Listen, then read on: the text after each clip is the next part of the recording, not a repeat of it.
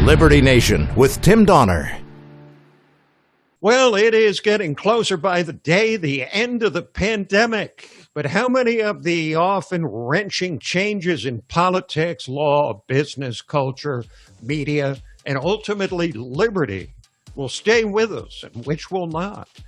We're back with our B&B panel, the best and brightest from LibertyNation.com, Editor-in-Chief Lisa K. Donner, Managing Editor Mark Angelides, and last but not least, of course, Legal Affairs Editor and host of the Uprising podcast, Scott Cosenza.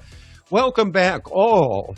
And Lisa, I think everyone will agree that the pandemic has left an indelible imprint on American culture. But in what ways do you think that imprint was most pronounced? Well, you know what? I don't feel qualified to answer for the rest of America. I'm sure Scott does. But anyway, I just feel like for myself, what I saw were a number of my girlfriends who were empty nesters. Their kids came home from college. Family time. I mean, in our family, we brought back, let's all sit down on Sunday, listen to the service on the internet, and play Scrabble. You know, I also learned that it's really easy to be selfish. We also got deep into the movie archive. Yes, but it's easy to be selfish. I mean, when there's only one more 4-pack of toilet paper on the shelf, do you leave it or do you go for it? You know. So that was something that I thought about. I also think that maybe we learned less is more, as my mother always used to say.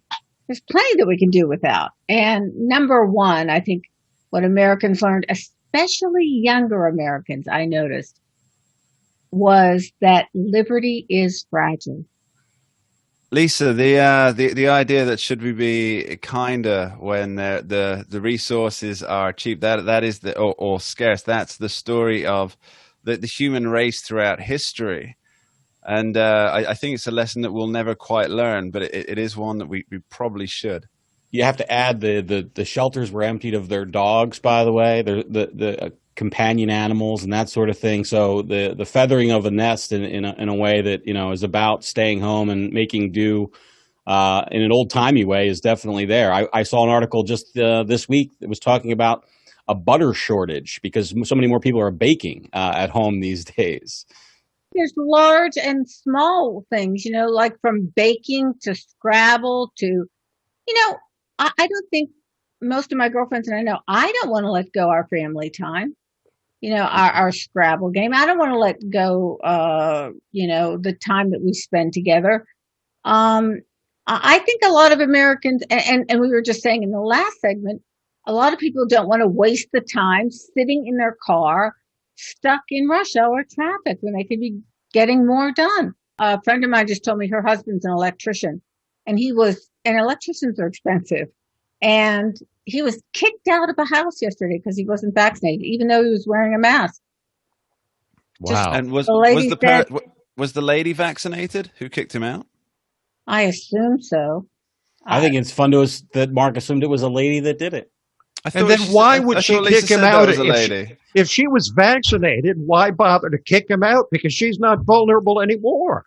So that's more like a political statement. I have the answer. It's confusion between what's happening at different levels of the government. For example, President Joe Biden said that if you're unvaccinated, you can still pass on COVID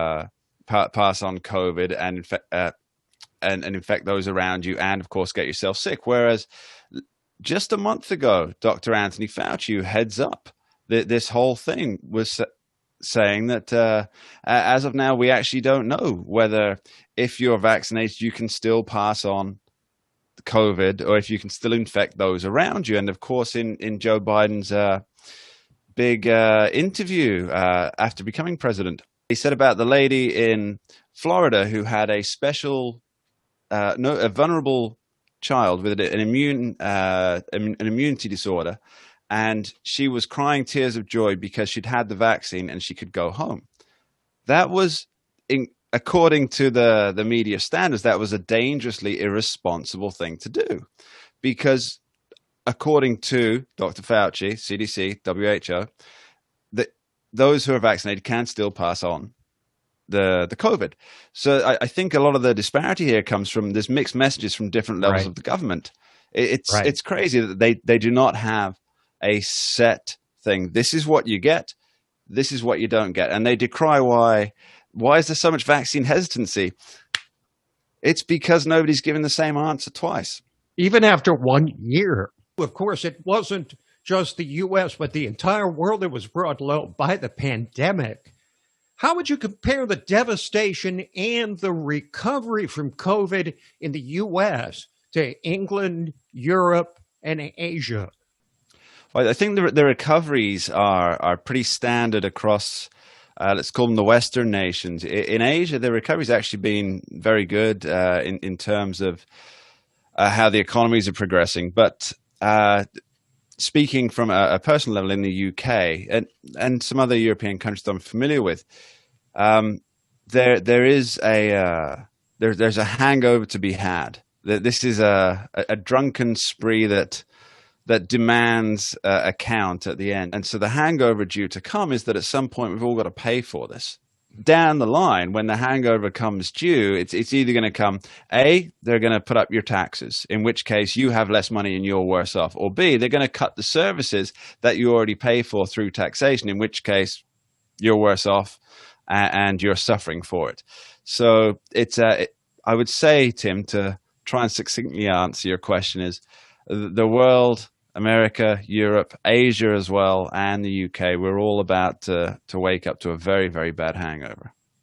So, Scott, with the benefit of hindsight, how do you think the pandemic might have or should have been handled differently by then President Trump and the myriad governors forced to cope with the months-long crisis? Well, I would say that the best thing that a government can do, and one of the things they can probably do better than most private sector enterprises, is collect and disseminate information. So the best information about the health of the pandemic could have been disseminated by the government. We could have had a CDC director or a surgeon general who used to be in charge of our kind of public health in the United States, who would appear on camera to Dr. kind of Jill Biden, right? What's that? Dr. Jill Biden, right? You've been watching The View again.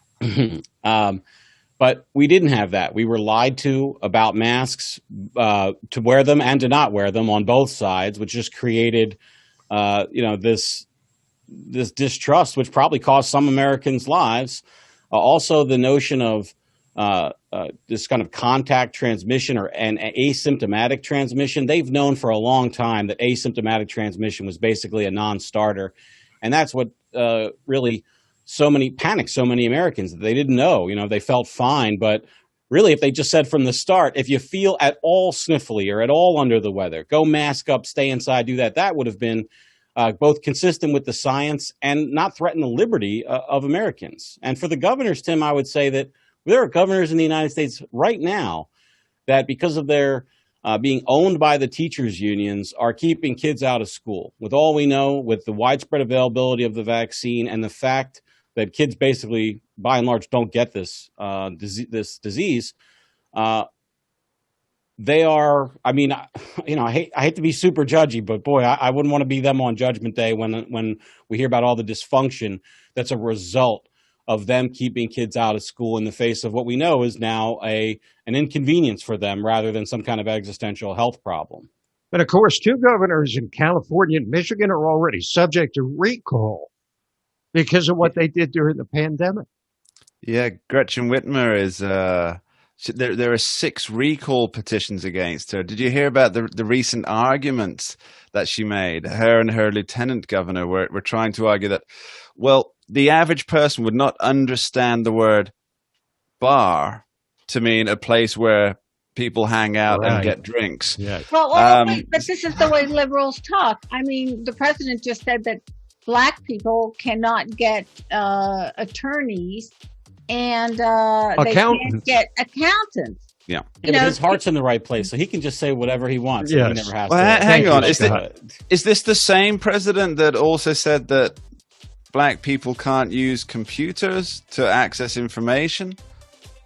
I believe that's the same president. That would be right? yes, that would be the same person. Yes.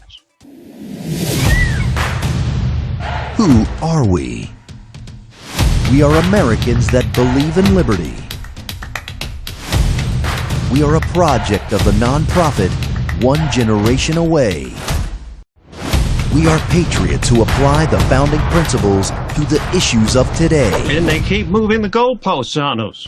We are educators and commentators who love America and the Constitution. Who are we? We are Liberty Nation.